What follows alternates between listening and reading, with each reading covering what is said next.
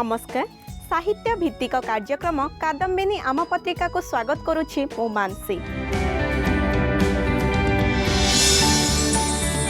आजिर अध्याय अछि व्यंग कवि श्रीजुक्त सत्यनाथ सहित आलाप।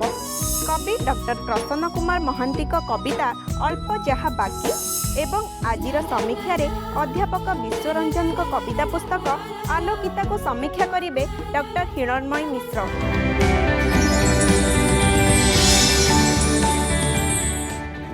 से जन्मग्रहण करती जड़े साधारण मनीष भावरे किंतु परिचिति लाभ करती जड़े प्रसिद्ध व्यंग कवि भावरे। आज से परी जड़े साधारण प्रसिद्ध होइतिबा व्यक्तित्व को आमे आम आजिर आलापरे भेटिबा। से हेउछंती व्यंग कवि श्रीजुक्त सत्यानाथ।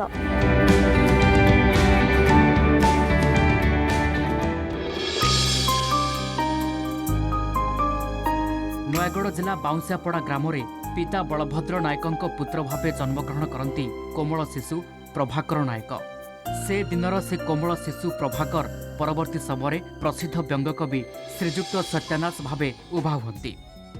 पिता गुणे पुत्र परी जेहेतु तांको पिता बलभद्र नायक जड़े नाट्यकार कवि नाट्य निर्देशक थिले एवं तांकर प्रतिटी लेखारे हास्य रसात्मक छिटा बारी हेउथला। सेही पितृगुणर अधिकारी होई से आज व्यंग साहित्य क्षेत्र में प्रतिष्ठित हो पारिछंती। मोर बापा श्री बलभद्र नायक से जड़े भल कवि नाट्यकार नाट्य निर्देशक थिले। तांकर नाट्य रचना तांकर जणाण भजन प्राय सबु भितरे किछि किछि हास्यरस रही थाए। तांकर नाटक तो हास्यरस भरपूर थाए। मु सेगुड़ा जेतेबेले फास्ट स्कूल पढ़िला बेले पढ़ी नाटक गुड़ा देखी मोर बहुत आनंद लगी। मु नयागढ़ कॉलेज रे पढ़ुଥିଲି। से कॉलेज रे पढ़िया समय मोर गोटे कविता प्रकाश पाइथिला जहाँकि आपण वर्तमान समय आधुनिक कविता जो कहते से कविता गोटे प्रकाश पाइथिला। कि सेठू बाहरिबा परे हठात दिने जड़े मते गोटे पत्रिका संपादक पाखु नहीं गले। से पत्रिका थिला ग्रहराज एक समालोचनामूलक पत्रिका। तार संपादक हरिहर महापात्र जे मते देखिले कवि हिसाब से नुहे कारण मुझे जाइली जड़े चित्रकर हिसाब से व्यंग चित्रकर हिसाब से। से मत कही आप व्यंग चित्र कर मुझे व्यंग चित्र मुझे करना मुझे चित्र करुँची कि आप जब कहे मुझे से हठात मत गोटे चित्र से समय देते से ग्रहराज करने चित्र में हरेकृष्ण महताब एवं राधानाथ रथ संपर्क थिला। मुझे चित्र करी कहवा अनुसार मुझे देखला बहुत खुशी होते कारण चित्र गुड़िक अबिकल व्यंग चित्र गुड़िक कार्टून गुड़िक अबिकल से चरित्र मान होते से बहुत खुशी हो गले। एवं नियमित भाव में से ग्रहराज पत्रिका जहाँकि नयागढ़ बाहर था से कम कली। से 1987 मसीह कारण मुझे 84 मसीह ग्रेजुएशन कंप्लीट कली। से 87 मसीह मुझे से पत्रिका मु चित्र करने आरंभ कली। व्यंग कविता रचना करने पूर्व श्रीजुक्त सत्यानाथ प्रथमे व्यंग चित्रकर भावे निजर पारदर्शिता देखाइथिले एवं परे व्यंग चित्रकररू व्यंग साहित्य को प्रवेश करथिले। दिने जड़े महान व्यंग कवि एक पुस्तक को पढ़ी से पुस्तक द्वारा अनुप्राणित होई निजे व्यंग कविता लेखिबा आरंभ करथिले एवं धीरे धीरे अतीतर से प्रभाकर नायक आज व्यंग कवि श्रीजुक्त सत्यानाथ भावे परिचित होई पारिछंती। मोर टिके साहित्य प्रति श्रद्धा देखी संपादक हरिहर महापात्र जे वर्तमान दिवंगत मत गोटे बही देते। से बही रे कभर नथिला मुझे जानी नथिली से बही कार आ से बही मु पढ़िकी एते आनंदित होइतिली। से गप बही भाल जदि गपरे एते सुंदर हास्यरस सृष्टि हो पारुछि लोक मान भितर आनंद सृष्टि करा जाउ पारुछि ताले कविता भितर कहीं लेखा न जीव। तापरे मु चेष्टा कली कविता भितर लेखिबा पई। वास्तव में से जानी नी जे हास्यरस गोटे विभाग अच्छी एमती कवि मैंने अच्छा आम हास्यरस व्यंगे कविता लिखुंट धारणा मोर नाला। कारण प्रथम प्रथम कि से मुझे साहित्य जगत में पाद देती हास्य व्यंग साहित्य में पाद देती मुझे जानी नी कौन से जो गपटी बहीटी से फतुरानंद गोटे बही था। से पढ़ला मुझे आग्रह हो प्रथम कविता लिखा आरंभ कली। से कविताटी गोटे प्यारोडी था मंत्री किश बाहुनी भी चूल को चूल सुंदर थोबरा मुह जहाँकि प्रभु किश बाहुनी भी बोली जो गीतटा था पुराणा गीत तार प्यारोडी। से देखिक बहुत खुशी हेले एवं से पत्रिका लेखाटी छापी।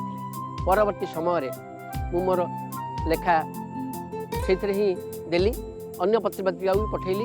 से श्रीजुक्त सत्यानाथ नथिली से बापा माँ मोर जो ओरिजिनल ना प्रभाकर नायक ना मु लेखा लिखुली और से समय मु गोटे पत्रिका गाँव थी प्रकाश कली अभिनंदन बोली तार गोटे संख्या पर 1999 मसीहा जनवरी 1 तारिख प्रकाशित होता। लेखा सहित लेखकर निबिड़ संपर्क रही थाए।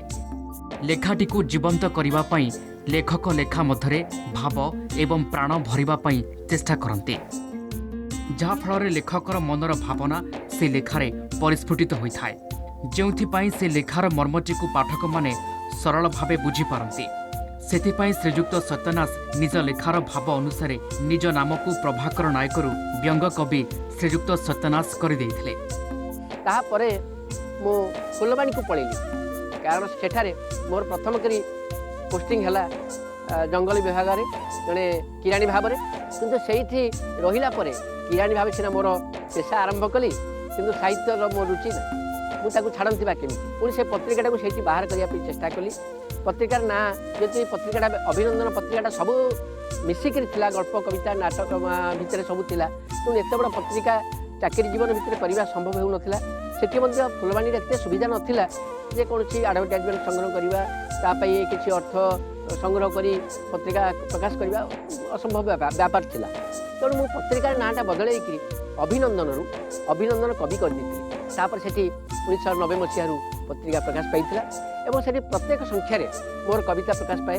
प्रति वर्ष अगस्त संख्या हास्यव्यंग विशेषांग रूप प्रकाशित हुए से मु हास्यव्यंग लेखा लेखिकी मो नाटी दबा आरंभ करी श्रीजुक्त सत्यनाथ मुझे मो नाटी बदल श्रीजुक्त सत्यनाथ ना बदलवार कारण है जदि आपणकर मो नाटी प्रभाकर नायक आपड़ शुणिले ना मु कविता लिखी कुकुर लांगुड़ लिखिं किए प्रभाकर नायक से कुकुर लांगुड़ भितर जो हास्य रसटी आरंभ होती प्रभाकर नायक गला बेले ता रसभंग हो रसटा को पुणी बलवत्त रखापी मत नाटे बदलवा पड़ा दरकार पड़ा से मो नाटी श्रीजुक्त सत्यनाथ बोली मु लिखिली और सत्यनाथ भाव में मुझे अभिनंदन कवि पत्रिका मोर कविता प्रकाश कर खुशीर कथा जिते पाठक मान पाखरे कवि मान पाखरे मोर से पत्रिका पहुँचुला एवं श्रीजुक्त सत्यानाथ कविता पाठक मैंने पढ़ुते से बहुत बहुत खुशी होते और से फोन फोन किसी जुग नाला जहाँ चिठी पत्र था पोस्ट कार्ड था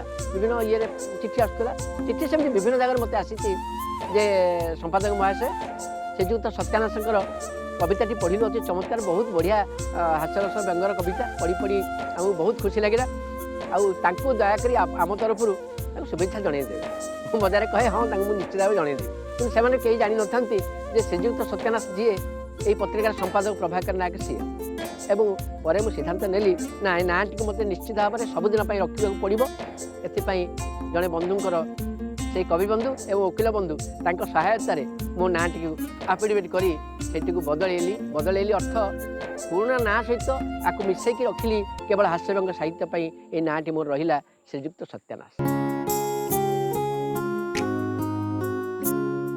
व्यंग कवि श्रीजुक्त सत्यनाथ 8टी व्यंग पुस्तक माल गोदाम खांटी कविता 24 कैरेट हनुपात अनाहार मृत्यु अपेक्षा हाथीमापी चाखंडे निर्मूल भावमूर्ति बाजीगले दोष नाही रचना करने सहित भविष्य में व्यंगरे कविता गल्प उपन्यास नाटक प्रबंध आलोचना प्रभृति व्यंग साहित्यर समस्त विभाग में से पुस्तक रचना करिवार संकल्प नहीं गोटे पर गोटे संकल्प नेली जे प्रति वर्ष जमती हेले गोटे गोटे बही प्रकाश करी जहाँ अन्य किसी नुहे केवल हास्य और व्यंगर से कविता थी से गल्प थी से उपन्यास थी से नाटक थी से प्रबंध थी से आलोचना थी व्यंग हास्य व्यंग साहित्य में जहाँ किसी रचना करा पारे सबकि लिखापी संकल्प नहीं मोर कलम चालना करी एवं ता सांगे सांगे मोर पत्रिका भी चलता। लेखारे व्यंगर भाव सृष्टि करने से तांको नाम को मध्य परिवर्तन करदेइथिले जोंथिपाई से साधारण प्रभाकर नायकरू व्यंग कवि श्रीजुक्त सत्यानाश हो जाइथिले। समय एक विरति परे आजिर कवितारे कवि डॉक्टर प्रसन्न कुमार महांती कविता अल्प जहा बाकी।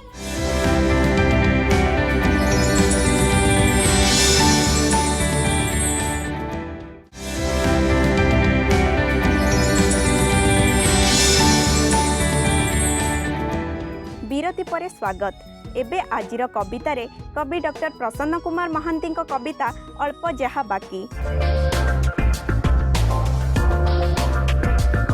मु जो कविताटी पढ़ी तार शीर्षक अल्प जहा बाकी।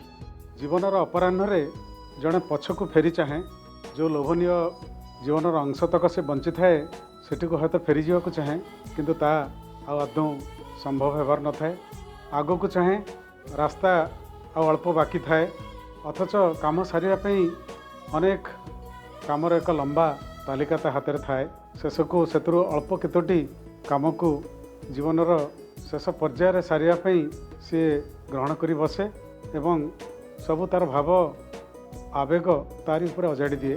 ये एक भावभूमि पर एक कविताटी रचित। अल्प जहा बाकी बाकी रहीगला आउ अल्प किछि काम जहाँपाई मिलिबो हुए तो आउ अल्प किछि दिन से पर्यंत संचिबाको हेबो मो लगी उद्दिष्ट से मुठे अम्लजान। बाकी अच्छी तुमको निबिड़ भावे भल पाइबारे विफलता लगी निजको आदौ क्षमा न करिबा और सेथिलागि उपयुक्त प्रायश्चित बाबदरे निज अज्ञता को अभिशाप देवा। बाकी अच्छी त्रेतया कि द्वापर जुगरे दुहे मिसी देखिथिबा स्वप्नक सबाधार को छातीर श्मशान रे पोती देला बेले परास्त सैनिक परी उदास दिशिबा। बाकी अच्छी केते काहाकू कहिबाकू थिबा केते मर्म कथा कहि पारि नथिबार असहायता को निशब्दरे चुपचाप पी देई जिबा। बाकी अच्छी तुमको देइथिबा लुह और दीर्घश्वास को फेराई नहीं नपारी मते उपयुक्त शास्ति दियो बोली तम पाखे नेहुरा हेबा ओ सही नपारी तुम अकुंठित क्षमा आत्मधिक्कार रे भांगी रुचि जीवा। तुम कोड़ छाड़ी आकाश रे उड़ुथिबा कमनीय पक्षी दुईटिंक निर्भय उड़ाण देखी कई क्षण आमोदित हेबा। विश्वास कर थरे विश्वास कर बोली तुमको केते बुझाइबा अथच तमे जमा बुझिबाकू राजी न हेबार घोर भूकंपरे खंड विखंडित रक्ताप्लुत हेबा। पाखापाखि एइतक काम सारिदेले अंतिम विराम। राति रे सोईपड़ी आमे सकाळ को पुणी सेई बिछणार उठू दिने राति रे किंतु आमे सेमिति सांग होई सोईबाकू जिबा हेले जणे जाई पाहंता परे आउ ठाए निदरू उठिबो। प्रतिदिन बड़ी भोरू मते निदरू उठाई तमे पुणी सोईपड़ दंडे से दिन किंतु आउ निदरू मते उठाइब नाही। से दिनठू छुट्टी मो कॉलेज मो जलखिया डबा और पानी बोतल मफलर छता और मोबाइल एवं तम अधा निदर ड्यूटी से दिनठू समस्त छुट्टी। निज समेत निजर बोली जहाकू जहाकू कहती आमे से सबु किछि गोटे एक तरफा युद्ध शेष दिने समय हाथ में देवाकू हुए टेकी ता आगरू मोर आउ अल्प काम बाकी।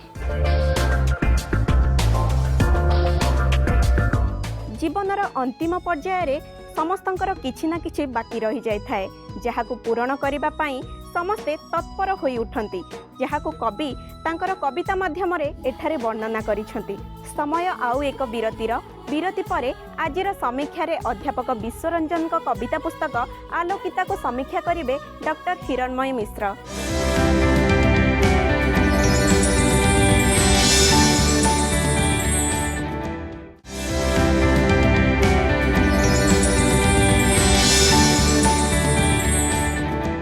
विरति परे पुणी थरे स्वागत।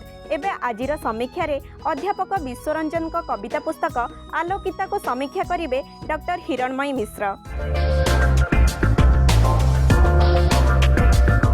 अध्यापक विश्वरंजन ओडिया साहित्य क्षेत्र में यह नाम ही यथेष्ट परिचय दिए। अध्यापक विश्वरंजन जने ओजस्विनी वक्ता भाव में जी प्रख्यात तांकर लेखा सब माध्यम भी से ओडिया पाठक मान निकट में से परिचित एवं प्रिय। अध्यापक विश्वरंजन केवल कविता लिखती नहीं से प्रकृत में जने गाल्पिक जने औपन्यासिक स्तंभकार वक्ता एवं तांकर प्रोफेशनल जीवन में वृत्तिगत भाव में जने शिक्षक ए सब को बाद देले भी अध्यापक विश्वरंजन निजे कहती से एसबू सब कथा लिखिं सत किंतु प्रकृत में से कवि भाव में ही बंचती। तांकर कविता पुस्तक आलोकिता एवं निकट में उन्मोचित हो जाइए। बरेण्य कवि रमाकांत रथଙ୍କ जन्मदिवस तांकर बासगृह उन्मोचित होईची एथेना बुक्स द्वारा प्रकाशित अध्यापक विश्वरंजनकर सबुठारु सद्यतम कविता संकलन आलोकिता। आलोकिता यही ना भी कवि रमाकांत रथଙ୍କ द्वारा ही प्रदत्त। से रही समुदाय 31टी कविता एवं ताहा 92 पृष्ठार सीमित। 92 पृष्ठार यही बही आलोकितारे जेते कविता रही सबुर प्रेम ही होची मुख्य विभव। अध्यापक विश्वरंजन को निकटर जानिथिबा आमे समस्ते जानू जे से प्रेम रे बंचंती। तांकर बही प्रेमर परिधि मध्य पाठक मानक निकटरे खूब परिचित। कवि भाव में बंचुथिबा एवं कवि भाव में निजको सबुबले परिचित करने भल पाउथिबा कवि अध्यापक विश्वरंजनकर यही कविता पुस्तक रे जेते कविता अच्छी सबुथिरे से जने नायिकार कथा ही कहउचंती। विभिन्न ना रे तांकर नायिका माने आसुचंती।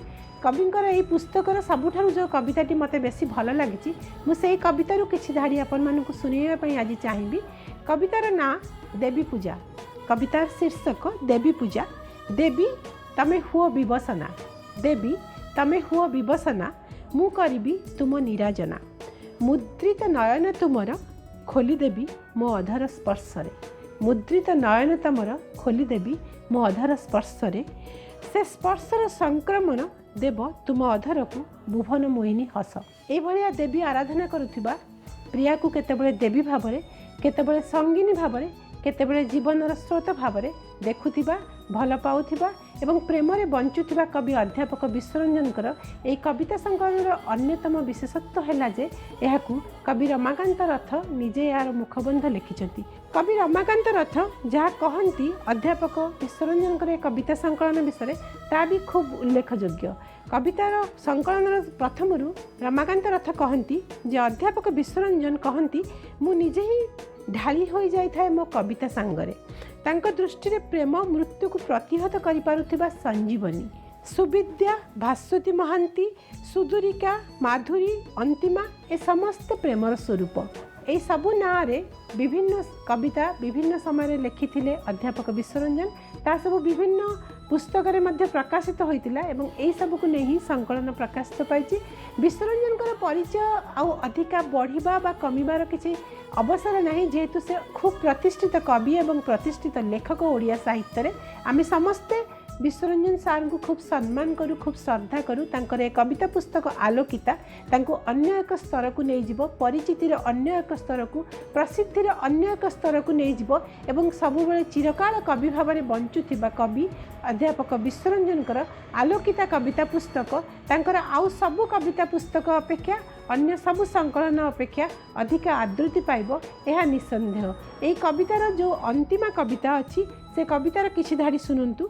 संपर्कर जेते रूप रंगर रोशनी संपर्कर जेते रूप रंगर रोशनी जेते स्वर संगीतर मधुर रागिनी सबुकिछि हजि जाए श्रुतिरु स्मृतिरु भासी आसे शून्यवाणी केउ दूर गगन मंडलु फेरी आस पांथ एबे क्लांत तमे मागिनिय अंतिम मेलानी। कवितार सब ना गुड़ाक भी खूब चमत्कार भाव में देइचंदी कवि।